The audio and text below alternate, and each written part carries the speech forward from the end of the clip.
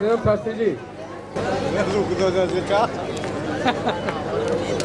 हाँ जी ताऊ जी मास्टर जी इधर हमारे जिले की भी शान है आपके बीच में जो हमारे देश विदेश से विजेता रामकरण जी और आईपीएस पुलिस कप्तान बागपत आपके बीच में हैं। बहुत बहुत स्वागत है कप्तान साहब का। जोरदार तालियों से स्वागत करें कप्तान साहब।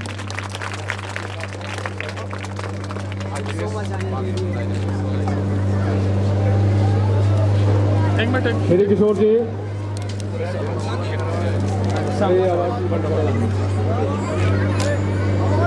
भैया माइक वाले घू घू बंद करें।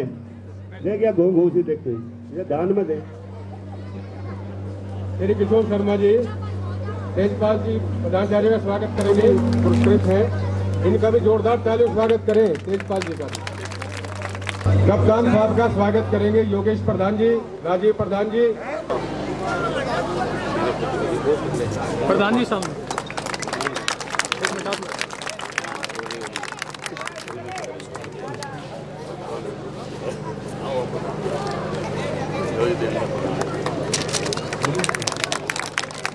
डॉक्टर साहब प्रधान जी साथ में आ जाओ।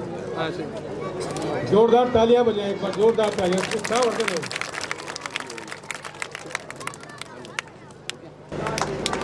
जोरदार तालियां। पावन भूमि है जिस पर बड़े बड़े अधिकारी और गांव के प्रतिभा जो मान है व्यक्ति अपने रामकरण जी, कितना अच्छा लगता है इस गांव को। और जिस गांव में अपराधी होते हैं कितना बुरा गांव लगता है।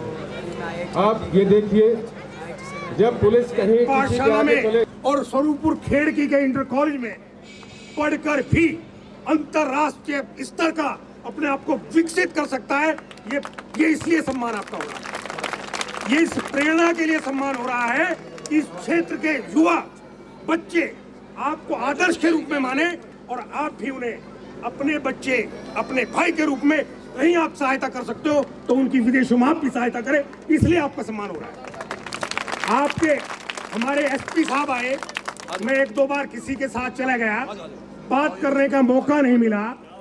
हमारे प्रधान जी योगेश शर्मा जी, इन्होंने बागपत में मुझे कहा कि वहां टोडी में चलना है। एसपी साहब के बारे में बहुत कुछ बताया, मैं सुनता भी बहुत हूं। अभी राजेश चौहान जी ने भी एसपी साहब के बारे में बहुत कुछ बता दिया। मेहनवा के प्रधान राजीव शर्मा ने भी बताया। निश्चित रूप से श्री शैलेश कुमार पांडे एक ईमानदार, होनहार, निर्भीक अफसर है जिससे दूसरे लोग खूब डरते हैं जो पक्षपात करते हैं। कोई मैं नाम नहीं लेना चाहता, कोई एमएलए हो, कोई किसी पार्टी का नेता हो, कोई कितना दबंग और कितना शक्तिशाली हो, हमारे शैलेश कुमार पांडे के सामने किसी की को गलत बात चलती नहीं। हर व्यक्ति आज गौरव महसूस करता है। अभी राजेश चौहान ने कह दिया कोई फैक्ट्री नहीं होती और मैं थाने में पुलिस के पास जाता भी नहीं हूं, पर आज जितनी बढ़िया व्यवस्था है, जब से जिला बना है तब से पुलिस की व्यवस्था से सबसे ऊपर है। आपके कामयाबी में, आपके जोश में, आपकी ताकत में हम सब लोग शरीक होना चाहते हैं, अपना मान बढ़ाना चाहते हैं, इसलिए आपका सम्मान हो रहा है। बहुत इन्हीं शब्दों के साथ हमारे पास कुछ नहीं, केवल दुआएं हैं। और अब चूंकि मैं 68 साल का हो रहा, अब मेरा काम आशीर्वाद देने का और दुआ देने का ही है। एक बात और कहना चाहता हूं, नाम रामकरण बुजुर्गों ने, माता पिता ने, इनके ज्योतिषी ने, पंडित ने जिस भाव से ना रामकरण किया, राम तो बहुत बड़ा नाम है, करना उसी को है। उसने इतना बड़ा कर दिया कि आज इनका सम्मान हो रही। हमारी तो पुत्र वधू है, उनका नाम अनुपमा है। अनुपमा, जब से इनका ग्रह योग उनके साथ मिला तो अनुपम काम हो गए और ये प्रतिष्ठित दुनिया में हो गए। तो अनुपमा की मेहरबानी है और बिना महिला के सहयोग के बात बनती नहीं है। आपका जो ट्यूनिंग है, जो बॉडी लैंग्वेज है, जो एक रूपता है, जो समर्पण है, वो भी समाज को शिक्षा देता है कि विदेश में रहने के बाद भारत की संस्कृति के प्रति दाम्पत्य जीवन के प्रति इसी तरह की मोहब्बत होनी चाहिए, ताकि विदेश में जाने वाले यहाँ के लोग कलंकित ना हो पाए कि शादी तो कर ली फिर भूल गए सारे रिश्ते। जिसको पंख लग जाते हैं अपने घोंसले में नहीं आता।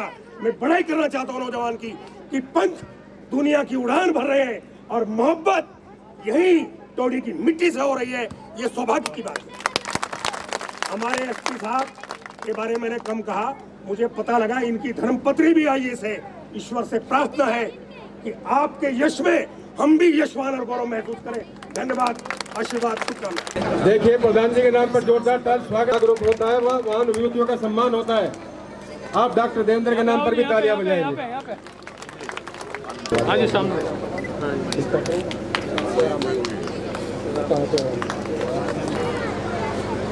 भाई जोरदार तालियां बजा दिया करो जब कभी स्वागत हो किसी का। प्रधान जी इधर देखना। हाँ जी, हाँ जी, इधर देखिए। ठीक है, प्रधान जी सामने देखिए। अब इधर देखो, इधर। आंचल शर्मा, डॉक्टर ऑफ श्री ब्रह्मपाल शर्मा, ये शिक्षा चित्रकारी में बहुत सफल मैथ पास किया है।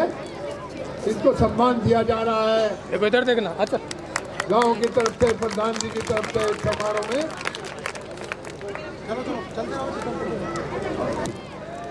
गौरव इधर देखना, गौरव।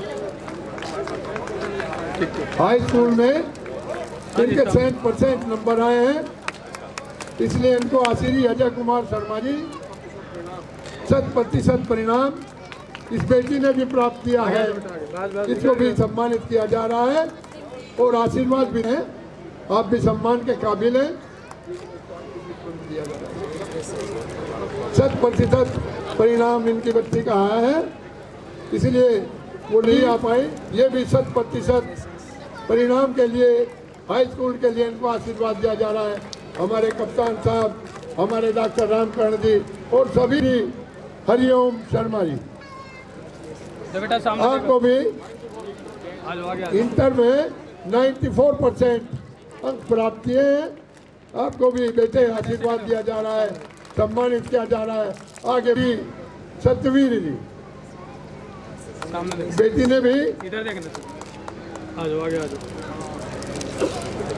सामने। ये मेट्रो, दिल्ली मेट्रो में ये बहुत बड़ी अधिकारी बनी है। इनकी योग्यता है। सभी तालियां बजाकर बच्चों का सभी साथ साथ सम्मान करते रहो। वंशिका सुपुत्री श्री देवेंद्र शर्मा, वंशिका, अच्छा, ये प्रधान जी की बेटी, ये भी 100% नंबर ले आई है। हम प्रधान जी को देवेंद्र रखे, उनको भी मैं बधाई देना चाहता हूँ। अब डब्बू सुपुत्र श्री सुभाष जी, ये इंटरनेशनल नेपाल बॉक्सिंग में प्रथम स्थान गोल्ड प्राप्त किया है। अब जो गोल्ड लेकर आए हैं, सभी तालियों के साथ इनका स्वागत करें। इनका विभूतियाँ छुपी हैं, इनको भी ये होगा, ये भी याद करेंगे इस बात को कि आपको कि ये सम्मान मिल सकता है थोड़ी सी मेहनत के साथ, प्रयास के साथ। इस क्षेत्र की मिट्टी में, इस गांव की मिट्टी में, यहाँ की माताओं में वो क्षमता है कि ऐसी संतान पैदा करें और आशीर्वाद दें। अभी रामकरण जी, जिनका नाम राम और उनका कार्यकर्ता करण, दोनों एक साथ हैं। आपने इस क्षेत्र का, इस गांव का, अपने माँ बाप का और हमारे जैसे बुजुर्गों का नाम रोशन किया है। सभी क्षेत्र आपको आशीर्वाद दे रहा है, आपको सम्मानित करता है और ये चाहता है कि इसी तरह की विभूति हमारे समक्ष आती रहे, ताकि हमारी उम्र में भी इजाफा होता रहे। हमें भी इतनी खुशी होती रहे कि हमारी उम्र भी बढ़ती रहे। मैं नहीं बखान कर सकता कि आज मैं कितना खुश हूँ अपने एक बेटे को देखकर कि कहाँ तक पहुँचा है। राष्ट्रीय नहीं, अंतर्राष्ट्रीय बहुत बड़ा सम्मान लेकर आए हैं। अभी सम्मानित साथियों, अभी हमारे प्रधान जी, हमारे योगेश प्रधान जी कितना बड़ा प्रोग्राम आपने कराया है। मैं सबको सम्मान देना चाहता हूँ। और हमारे विनोद शर्मा जी, हमारे सिरिया जी कहाँ है, पंडित जी, हमारे राजेश चौहान जी जो संचालन कर रहे हैं, मैं आपका भी आभारी हूँ कि आपने तो ये बड़े और ये प्रबंधक है, पूर्व प्रबंधक कोऑपरेटिव बैंक। भाई साहब सामने देख रहे हैं, इधर देखिए, इधर जोरदार तालियां बजाएं एक बार।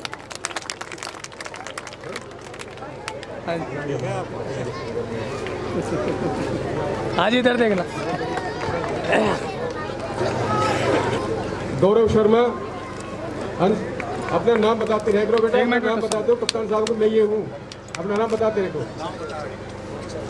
नाम बताओ। तालियां तो बजा दो, तालियां बजा दो।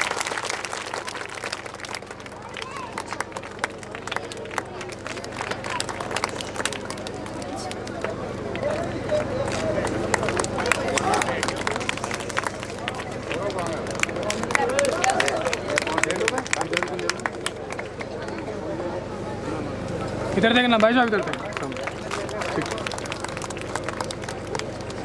ये अंडर 19 में सर भोपाल से और नेपाल से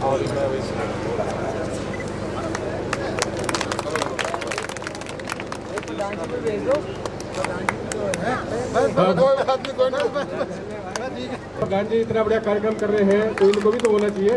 जोरदार तालियां बता दो प्रधान जी के नाम पर। अब इस जनपद के होनहार कप्तान साहब पांडे जी अपना संबोधन आपके बीच में करेंगे। धन्यवाद चौहान साहब, आप काफ़ी कुशल तरीके से मंच का संचालन कर रहे हैं, आप सबसे पहले बधाई के पात्र हैं। आज इस विद्यालय के प्रांगण में ग्राम ट्योड़ी में स्थित इस विद्यालय के प्रांगण में उपस्थित यहाँ के प्रधान जी, मंचासीन सारी विभूतियाँ, विशेष करके डॉक्टर रामकरण जी जिनके सम्मान में आज ये समारोह आयोजित है। आप इसी गांव के रहने वाले हैं और मेरी जब बातचीत हो रही थी तो आपने बताया कि इसी विद्यालय से अपनी प्राथमिक शिक्षा इन्होंने ग्रहण की है। इस क्षेत्र के, इस गांव के सभी हमारे सम्मानित साथीगण, माताएं, बहनें और सबसे महत्वपूर्ण मैं कहूँगा कि जिस उद्देश्य से यह सम्मान समारोह किया गया है और जिससे उस उद्देश्य की पूर्ति होनी है, वैसे सभी हमारे प्यारे प्यारे बच्चे, हमारे मीडिया के बंधुगण, निश्चित तौर पे आज जो डॉक्टर रामकरण जी का यहाँ पे सम्मान समारोह रखा गया है, ये इस गांव के बच्चों के लिए तो प्रेरणादायक रहेगा ही ये समारोह, साथ ही साथ पूरे क्षेत्र के, मैं कहूँगा पूरे जनपद के बच्चों के लिए ये एक मार्गदर्शन का काम करेगा। भ्रम रहता है कि जो पब्लिक स्कूल में बच्चे पढ़ते हैं, जो बड़े बड़े फैसिलिटीज से भरे हुए विद्यालयों में जो बच्चे पढ़ते हैं, केवल वही अच्छा करते हैं। तो मैं आप सबको बताना चाहूँगा, बड़ा उदाहरण अभी आप लोगों के समक्ष है। आप बता रहे हैं कि एक साधारण परिवार में जन्मे और यहाँ के राजकीय विद्यालय से पठन पाठन करके यहीं से पोस्ट ग्रेजुएशन तक की पढ़ाई करने के बाद इन्होंने अपनी मेहनत से IIT दिल्ली जैसे विश्व प्रसिद्ध संस्थान से डॉक्टरेट की उपाधि प्राप्त की और वर्तमान में अमेरिका में अपनी सेवाएं दे रहे हैं।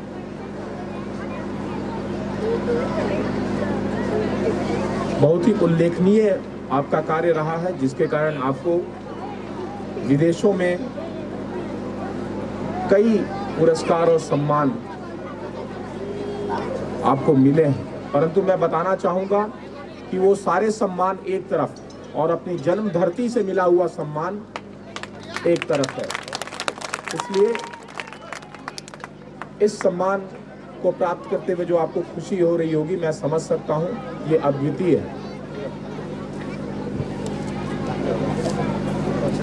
साथ ही साथ मैं उन बच्चों बच्चियों को भी बधाई देता हूँ जो आज इनके साथ साथ इस ग्राम पंचायत द्वारा सम्मानित किए गए हैं, जिसमें मुख्यतः शिक्षा के क्षेत्र में जिन्होंने अच्छे अंक लाए हैं, 100% अंक लाए हैं, उनको सम्मानित किया गया। साथ ही साथ हमारे बीच में एक साथी हैं जिन्होंने अंडर 19 बॉक्सिंग में इंटरनेशनल लेवल पे पुरस्कार हासिल किया है। ये इस गांव के हमारे सभी माताओं बहनों के बुजुर्गों के आशीर्वाद का नतीजा है कि ये बच्चे इतना अच्छा कर रहे हैं।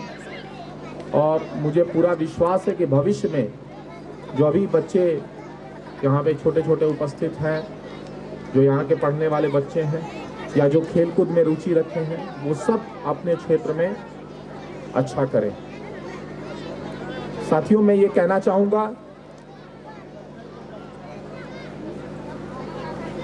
कि अगर प्रयास ईमानदारी से किया जाए और लक्ष्य पे केंद्रित रख के लगन से मेहनत किया जाए तो कोई भी लक्ष्य को प्राप्त करना नामुमकिन नहीं। चाहे वो किसी भी क्षेत्र में हो। मैं ये कभी नहीं कहता हूं बच्चों को कि आपको पढ़ाई के क्षेत्र में ही केवल अच्छा करना है। मैं कहता हूं कि आपका सर्वांगीण विकास होना चाहिए। आप पढ़ने में भी अच्छे रहो, आप खेलकूद में भी अच्छे रहो, आप व्यवहार कुशल रहो, और ओवरऑल अगर हम देखें तो आपका सर्वांगीण विकास होना चाहिए। ओवरऑल आपकी पर्सनालिटी डेवलप होनी चाहिए। और सबसे ज़्यादा जो जरूरी है कि आप एक अच्छे इंसान बनो। वो इंसान जिसको समाज से जो भी चीज़ें मिल रही हैं, चाहे वो माता पिता का पालन पोषण हो, गुरुजनों का आशीर्वाद हो। आज यहाँ पे कई गुरुजन बैठे हुए हैं जो अपने विशिष्ट कार्यों के लिए उच्चतम स्तर से राष्ट्रपति पुरस्कार तक से सम्मानित हैं। उन गुरुजनों का आशीर्वाद मिला हो, आस पड़ोस नाते रिश्तेदार मित्र यार सबका सहयोग प्राप्त हुआ हो। उन सब के सहयोग से आप जीवन में कुछ हासिल करते हो, कुछ बनते हो। और जब आप कुछ बन जाते हो तो आप ऐसी स्थिति में पहुंच जाते हो जहां से आप समाज के लिए वापस कुछ दे सकते हो। तो हमें ये चीज हमेशा ध्यान रखना चाहिए कि जिस समाज ने, जिस परिवार ने, जिस गांव ने, जिस राष्ट्र ने हमें इतना कुछ दिया है, हम निश्चित तौर पे उस समाज में, उस राष्ट्र में अपना योगदान क्या दे रहे हैं, इस बात को हमेशा ध्यान में रखना चाहिए। देखिए, दीप से ही दीप जलता है और ये भाव अगर आपके अंदर में ज्वलित रहेगा तो आप समाज की हर कैपेसिटी में, जिस कैपेसिटी में अगर एक डॉक्टर है तो वो इलाज करके अपनी समाज की मदद कर सकता है, एक अध्यापक है वो बच्चों को पढ़ा के मदद कर सकता है। हम आज सेवाओं में हैं, हम अपनी सेवा से आपकी मदद कर सकते हैं।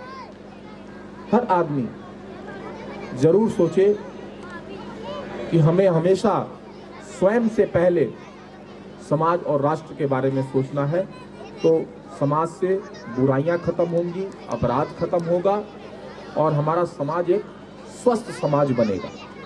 और जब हमारा समाज स्वस्थ रहेगा तो हमारा राष्ट्र स्वस्थ रहेगा, राष्ट्र मजबूत होगा और हम विश्व के मानचित्र पे अपनी अलग पहचान के साथ बड़े गर्व से, बड़े फक्र से अपना सीना चौड़ा करके चल सकते हैं। और मुझे पूरा विश्वास है कि ये सकारात्मकता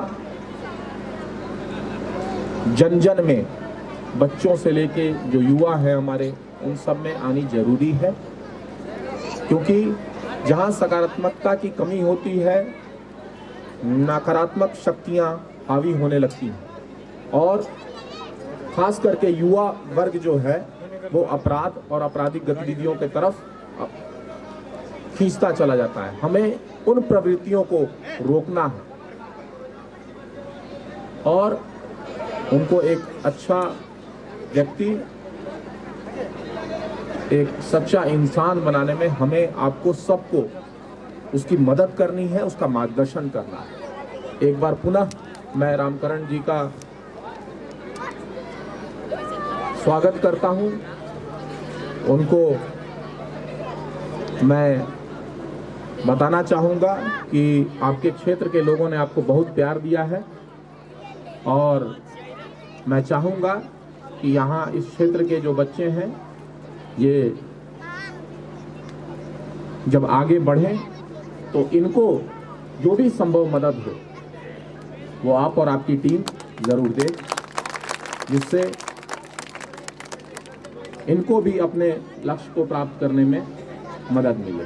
एक बार पुनः पूरे क्षेत्रवासियों का मैं धन्यवाद करता हूं, प्रधान जी, योगेश जी, समस्त लोगों का जिन्होंने ये कार्यक्रम आयोजित किया है।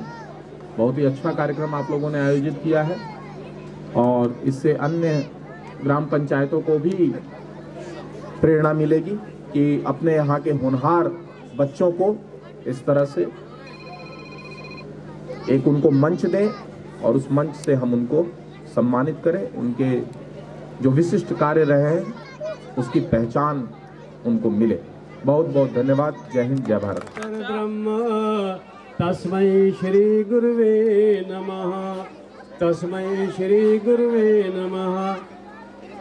मंचस्थ महानुभावों और इस कार्यक्रम के केंद्र बिंदु डॉक्टर रामकरण, हमारे गांव से पधारे सभी भाई बहनों, मेरे बुजुर्गों, ये बड़े खुशी की बात है कि आज हम इस अच्छे माहौल में, इस वातावरण में प्रतिभाशाली बच्चों के सम्मान करने के लिए हम यहाँ पर उपस्थित हैं। कुछ साथी यहाँ ऐसे भी होंगे जो रामकरण के साथ पढ़े हैं या जो रामकरण को अच्छी तरह से जानते हैं, तो आज वे सोच रहे होंगे मेरे ख्याल से कि जो रामकरण रात के 8-8, 9-9 बजे तक हमारे साथ गप्पे लगाया करता था, मैं देखता था अपने सामने से जब मैं दिल्ली से आता था तो रामकरण के कमरे में जो मेरे ठीक सामने है 8-8, 9-9 बजे तक गप्पे लगाए जाते थे। दोनों मैंने एक आध दफे कहा भी, आप लोग सोच रहे होंगे कि जो रामकरण खेती भी करता था MSc में होते हुए भी, और शायद कई भाइयों को पता भी ना होगा कि वो रामकरण जो गांव की छोटी मोटी पॉलिटिक्स में भी काफ़ी भाग लिया करता था, जैसे प्रधान बनने में आदि में। और भाइयों, बच्चों, आप सोच रहे होंगे कि वो रामकरण जो स्कूल में कॉलेज में जाने से पहले खेत से एक ज्वार का भरोटा कहा करते थे उस समय, अब उसका शुद्ध शब्द मेरे ध्यान नहीं आ रहा, जो एक सरसों की उसकी क्या नाम ज्वार की रोटी ला के उसे काट के और तब अपने कॉलेज में पढ़ने के लिए जाया करता था। और बच्चों, इसके साथ ही हो, आप ये भी सोच रहे होंगे कि जो रामकरण जो पड़ोसी हैं, मेरी जो चाची थी वे बीमार रहती थी, सांस लेने में तकलीफ होती थी, जो खाना बनाने में उनकी मदद भी किया करता था, और वो सारे काम करने के बाद में एक साधारण प्राइमरी स्कूल में इसी में पढ़ा और स्वरूपपुर इंटर कॉलेज से इंटर पास करके जाट कॉलेज से MSc और PhD IIT से किया दिल्ली से। वो रामकरण इतनी ऊंची हस्ती कैसे हो गया? निश्चित रूप से आपके दिमागों में ये बात होगी कि वो साधारण सा रामकरण आज विश्व लेवल का प्रतिष्ठित माना हुआ वैज्ञानिक कैसे हो गया। तो मैं आपको इस विषय में बहुत ज़्यादा ना कहते हुए आपको एक छोटी सी सही कहानी सुनाता हूँ। भाइयों, एक बार क्या हुआ कि जंगल में एक शेरनी ने एक बच्चे को जन्म दिया।